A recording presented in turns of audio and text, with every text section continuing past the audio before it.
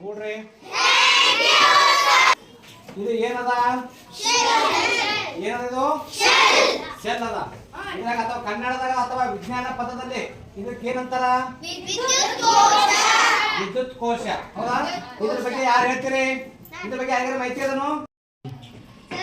ಇದ್ರ ಬಗ್ಗೆ ಮಾಹಿತಿ ಅದ ಮಂದಿನಾಗ? ವಿದ್ಯುತ್ ಕೋಶ ಬಗ್ಗೆ ಮಾಹಿತಿ ಅದ? ಇದ್ರ ಬಗ್ಗೆ ಹೇಳ್ತಿ? ತಗೊಂಡ್. ಇದು ಒಂದು ವಿದ್ಯುತ್ ಕೋಶವಾಗಿದೆ. ವಿದ್ಯುತ್ ಕೋಶವು ರಾಸಾಯನಿಕ ಶಕ್ತಿಯನ್ನು ವಿದ್ಯುತ್ ಶಕ್ತಿಯನ್ನಾಗಿ ಪರಿವರ್ತಿಸುವ ಸಾಧನವಾಗಿದೆ. ಇದರಲ್ಲಿ ಎರಡು ಅಗ್ರಗಳು ಹೊಂದಿವೆ. ಒಂದು ಧನಗ್ರಹ ಮತ್ತೊಂದು ಋಣಗ್ರಹ. ಇದರಲ್ಲಿ ಎಷ್ಟು ಅಗ್ರಹಗಳವ? ಎರಡ್ರಿ. ಧನಗ್ರಹ ಇಲ್ಲದಮ್ಮ? ಇಲ್ಲದಾರಿ. ಋಣಗ್ರಹ ಇಲ್ಲದಾರಿ. ಇದ್ರಾಗ ಏನ್ ಇರ್ತದಮ್ಮ? ಇದು ರಾಸಾಯನಿಕ ಶಕ್ತಿ ಇರ್ತದೆ. ರಾಸಾಯನಿಕ ಶಕ್ತಿಯಿಂದ ಏನು ಉಪಯೋಗ ಆಗ್ತದ? ವಿದ್ಯುತ್ ಬಳಕೆ ಆಗ್ತದೆ. ವಿದ್ಯುತ್ ಬಳಕೆ ಎಲ್ಲಿ ತನ ಆಗ್ತದ? ಇದು ರಾಸಾಯನಿಕ ಶಕ್ತಿ ಮುಗಿಯುವವರೆಗೂ ಬಳಕೆ ಆಗ್ತದೆ. ರಾಸಾಯನಿಕ ಶಕ್ತಿ ಇದ್ರಾಗ ರಾಸಾಯನಿಕ ಶಕ್ತಿ ಇರತ್ತನ ವಿದ್ಯುತ್ ಬಳಕೆ ಆಗ್ತದ.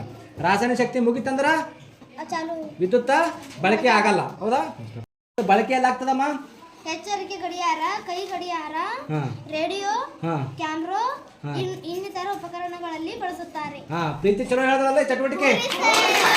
ನಿಮಗೆಲ್ಲರಿಗೆ ವಿದ್ಯುತ್ ಕೋಶದ ಬಗ್ಗೆ ತಿಳಿತಲ್ಲ? ವಿದ್ಯುತ್ ಕೋಶದಿಂದ ಏನು ಉಪಯೋಗ ಆಗ್ತದ ಅನ್ನೋದು ಗೊತ್ತಾಯ್ತಲ್ಲ ನಿಮ್ಗೆಲ್ಲರಿಗೆ? ಕೋಶ ಎಲ್ಲಿ ಬಳಕೆ ಮಾಡ್ತೇವೆ? ವಿದ್ಯುತ್ ಕೋಶದ ಒಳಗೆ ಏನ್ ಇರ್ತದ? ರಾಸಾಯನಿಕ ಶಕ್ತಿ ಇರ್ತದ. ರಾಸಾಯನಿಕ ಶಕ್ತಿ ಇದ್ದಾಗ ಮಾತ್ರ ಬಲ್ಬ್ ಬೆಳಗ್ತದ, ವಿದ್ಯುತ್ ಬಳಕೆ ಆಗ್ತದ. ರಾಸಾಯನಿಕ ಶಕ್ತಿ ವಿದ್ಯುತ್ ಕೋಶದಲ್ಲಿ ಮುಗಿದಾಗ ವಿದ್ಯುತ್ ಬಳಕೆ ಆಗಲ್ಲ ಅಂತ ಹೇಳಿದ ಬಗ್ಗೆ ನಿಮ್ಗೆಲ್ಲರೂ ತಿಳಿತಲ್ಲ?